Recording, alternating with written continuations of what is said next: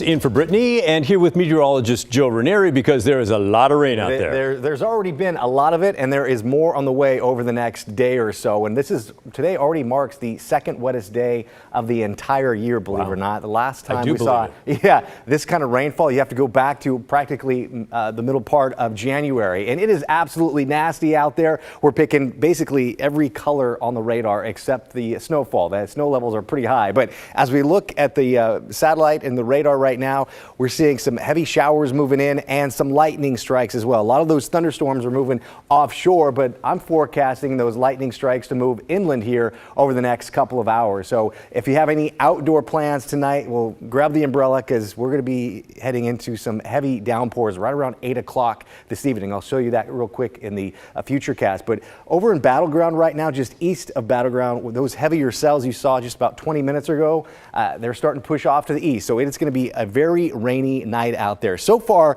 we've seen 1.18 inches of rain since midnight, and these numbers are going to be going up here over the next 5 to 6 hours or so as the next front starts to move onshore. East side of the state even got some rain. So this is great news for all those wildfires that are burning across the Pacific Northwest. So let's bring in the Futurecast. So I have it stopped here right around 10:30 tonight. This line of showers, which will be heavy at times, will start to move through right around 8 o'clock at the earliest. Along with these heavy downpours, we could be seeing some thunderstorms, maybe some small hail mixed in as well. As we head into tomorrow morning, we're still going to be seeing some showers a good part of the day and into the afternoon. We really don't start to dry out until a later part of tomorrow afternoon and into tomorrow evening. And then we're going to start to see another round of some sunny and temperatures just a little bit warmer. I'll talk more about that in the detailed forecast about 10 minutes from now. Pat, back to you. All right, thanks, Joe. By the way, one thing you said just caught my attention about these thunderstorms coming in.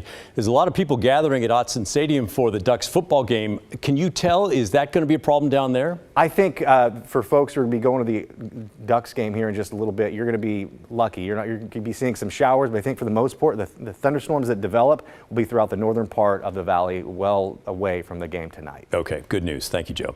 Well, that nasty weather hit at a terrible time for the big professional golf tournament in town. It forced the Cambia Portland Classic to suspend play today. Here's Christelle Kumwe with the details.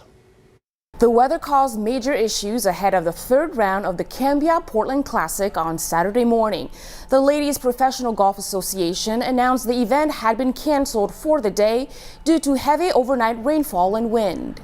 The weekend event's third round was set to tee off Saturday morning at the Oregon Golf Club.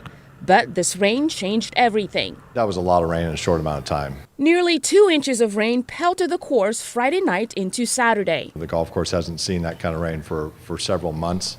But like most golf courses, the quality of Oregon Golf Club, it does have the ability to drain. That's Tom Etzel with Portland Classic.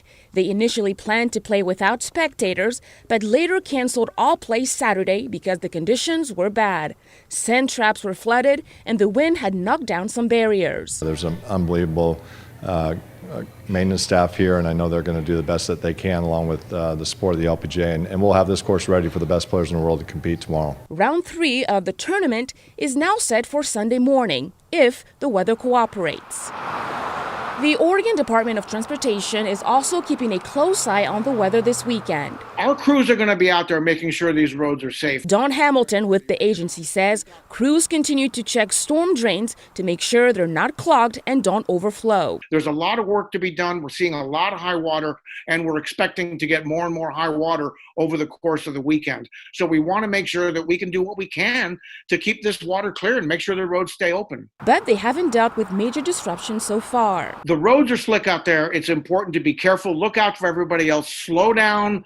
Look out for the other drivers. Look out for the bicyclists and the pedestrians too. A safety tip for the road, as more rain is expected overnight Saturday into Sunday. We're just hopeful that the rain lets up a little bit and we maybe get surprised and don't get as much as that may be coming here this afternoon or this evening. Since the play was canceled for Saturday, officials say daily spectator tickets will remain valid for admission on Sunday.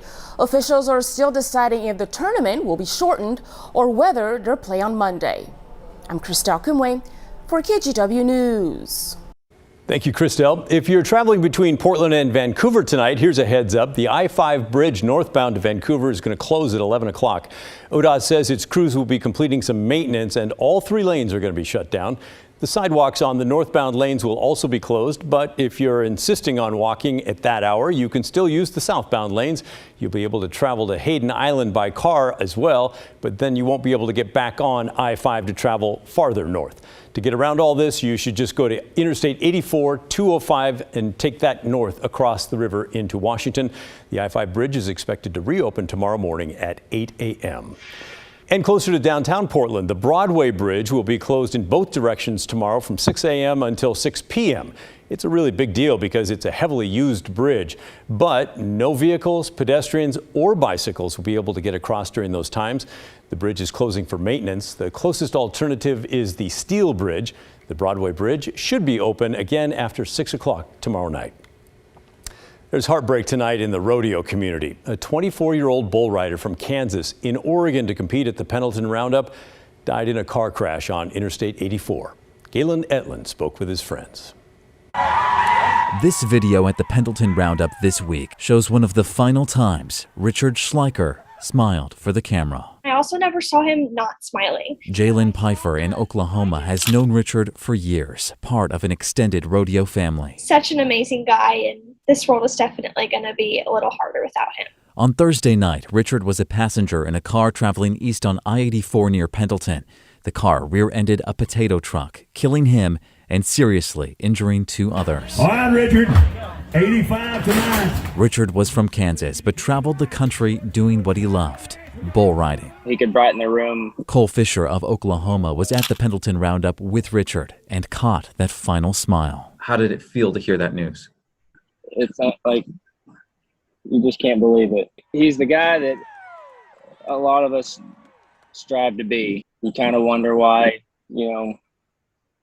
somebody that good has to go so early. For Richard's friend Jalen, the memories are sweet. What made him so special to the community that he touched? No matter where you are or what you need, he will be there for you. He really impacted a lot of people in a beautiful way. Yeah, he did. We're never going to have a conversation together, or I'll never be able to see his smile or hear his laugh again. So that was really hard. And, I just continued to pray for his family and the rest of his friends, and continued to pray for the other 2 bull riders that were with him. Jalen hasn't been to the Pendleton Roundup yet in her rodeo journeys, but hopes this loss inspires a legacy in Oregon. That's really all I hope for, is just that his memory never fades. A smile forever shining in their memories.